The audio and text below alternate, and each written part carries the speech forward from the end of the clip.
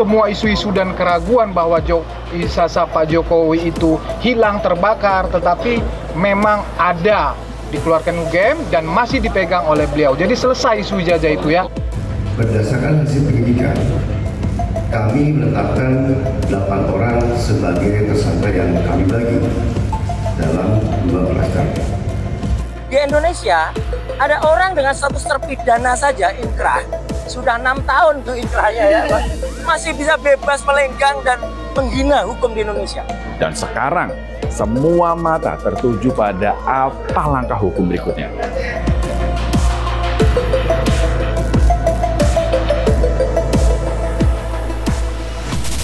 Polisi akhirnya resmi menetapkan Roy Suryo dan 7 orang lainnya sebagai tersangka dalam kasus dugaan tudingan ijazah palsu Joko Widodo. Isu ini bergulir bertahun-tahun, penuh spekulasi, debat, dan konten viral di sosial media. Tapi anehnya, polemiknya ini nggak pernah selesai.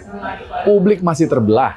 Ada yang bilang ini upaya membungkam kebebasan berpendapat, tapi ada juga yang bilang kalau ini pelajaran nih bagi penyebar hoax. Sementara sebagian yang lainnya itu udah bosen sama drama yang nggak pernah berujung. Dan kasus ini seolah jadi cermin.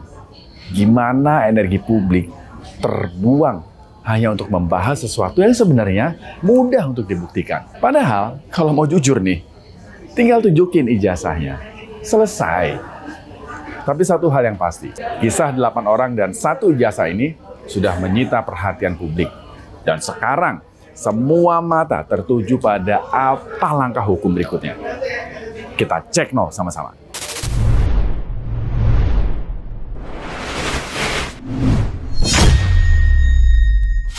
Oke, sebelum nama Roy Suryo dan 7 orang lainnya jadi tersangka, ada satu nama yang lebih dulu menyebut soal dugaan ijazah palsu Jokowi.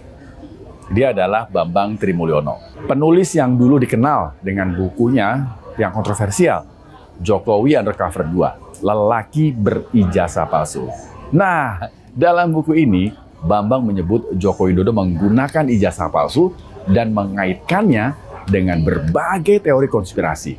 Dalam bukunya ditulis Lelaki Berijazah Palsu. Bambang T ini pernah dipenjara tahun 2017. Dia ditangkap dan divonis 3 tahun penjara atas kasus ujaran kebencian dan penistaan agama. Dia dianggap menyebarkan informasi palsu yang menimbulkan kegaduhan. Isu dugaan ijazah palsu Jokowi ini seperti bola salju. Makin membesar, memecah rekatan sosial masyarakat.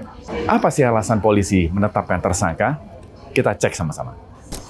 Berdasarkan hasil penyidikan, kami menetapkan 8 orang sebagai tersangka yang kami bagi dalam 2 klaster. Antara lain, 5 tersangka dari klaster pertama. Untuk klaster kedua, ada 3 orang yang kami tetapkan sebagai tersangka. Oke, ada 8 tersangka yang terbagi 2 klaster. Klaster tersangka pertama ada 5 orang. Inisialnya ada ES, KTR, MRF, RE, dan DHL. Nah, di klaster kedua ada 3 tersangka. Ada RS, RHS, dan TT. Udah tahu belum nama-nama dari inisial ini? Sebelumnya Roy Suryo bersama Bonatua Silalahi, pengamat kebijakan publik, ini sudah mendapat salinan fotokopi ijazah Joko Widodo yang sudah dilegalisir dari KPU. Dan langkah ini disebut sebagai bukti transparansi. Nah, Roy Suryo semakin yakin, dan waktu itu dia bilang loh, kalau 99,9% ijazah Jokowi palsu. Tapi sekarang malah jadi tersangka. Jadi saya bebas untuk, atau kita sebagai warga negara, bebas untuk melakukan apapun keterbukaan informasi dan penelitian, apalagi untuk dokumen publik. Yang saya teliti adalah dokumen publik. Ya, jadi ini akan menjadi presiden yang sangat buruk ya. Kalau ada seseorang yang meneliti dokumen publik, kemudian ditersangkakan dan kemudian dikriminalisasi. Tidak ada perintah langsung untuk dilakukan penahanan. Ya, jadi ini clear banget ya, loud and clear. Jadi kalau tiba-tiba ada orang yang aneh-aneh atau orang yang mendesak-desak, itu tentu saja sudah merupakan hal yang justru melanggar hukum. TSK itu adalah salah satu proses, ya. Masih nanti ada status menjadi, misalnya lanjut itu baru menjadi terdakwa, baru lanjut lagi menjadi terpidana. Di Indonesia Ada orang dengan status terpidana saja inkrah, sudah 6 tahun tuh inkrahnya ya, masih bisa bebas melenggang dan menghina hukum di Indonesia. Sementara Rismond Sianipar yang juga menjadi satu dari 8 tersangka menyayangkan gelar perkara dan penetapan tersangka polisi yang tidak menunjukkan dokumen hasil uji forensik. Yang kami sayangkan satu poin, ya, dengan kesimpulan bahwa identik atau bahkan otentik dan dengan pengujian forensik dan segala macam itu, tapi satu yang kurang. Kenapa nggak ditunjukkan pada saat tadi penetapan tersangka? Kenapa tidak ditunjukkan dokumen yang katanya diuji tersebut, yang katanya asli tersebut, begitu. Jadi ya ini seperti gelar perkara main-main, sama seperti ketika gelar perkara khusus ketika kami hadiri yang lalu, ya, Dirtipidum juga hanya berani menampilkan fotokopi itu pun versi digital, dan pada gelar perkara khusus juga tidak ada ditampilkan atau diberikan baik secara analog maupun digital. Jadi kami percaya diri ya ada pra-peradilan dan lainnya, jadi kami akan melakukan perlawanan sesuai dengan koridor hukum yang berlaku, gitu Bang. Ingat nggak beberapa waktu lalu, relawan Jokowi yang dikenal dengan sebutan Projo ini mendatangi rumah Jokowi. Di pertemuan itu kabarnya Jokowi menunjukkan ijazahnya kepada para relawan. Sebetulnya udah bolak-balik kalau masalah ijazah ini, Pak Jokowi udah menegaskan bahwa ijazahnya memang ada.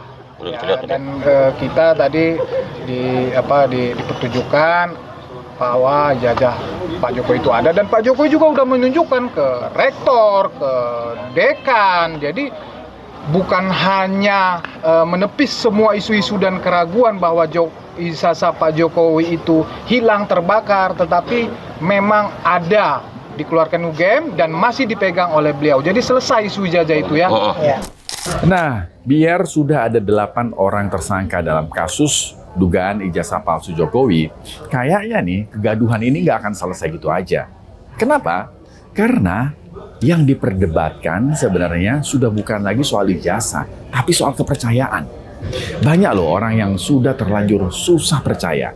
Jadi seberapapun penjelasan dari dua pihak, selalu ada yang nganggap itu cuma alasan. Yang tergerus sekarang, ini adalah soal kepercayaan. Semuanya jadi saling curiga. Jadi ingat apa yang disampaikan Prof. Komarudin soal dugaan ijazah palsu Jokowi ini. Hal yang mudah, tunjukkan dan saling berbesar hati.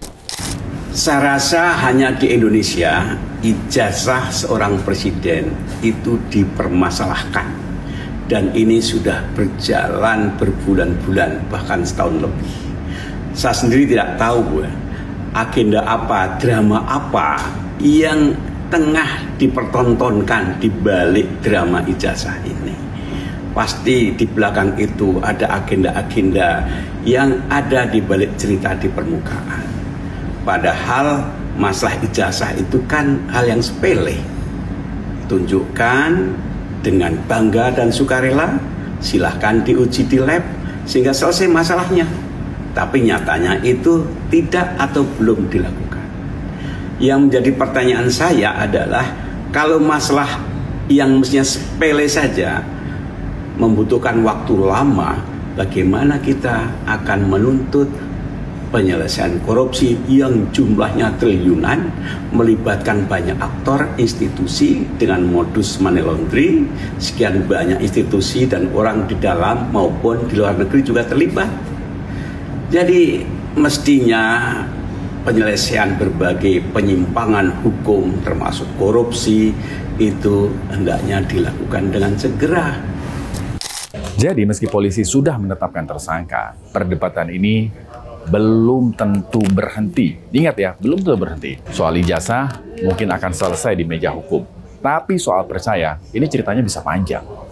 Demikian Cek No kali ini. Saya Rizky Hasan. Tetap waras, tetap kritis, merdeka.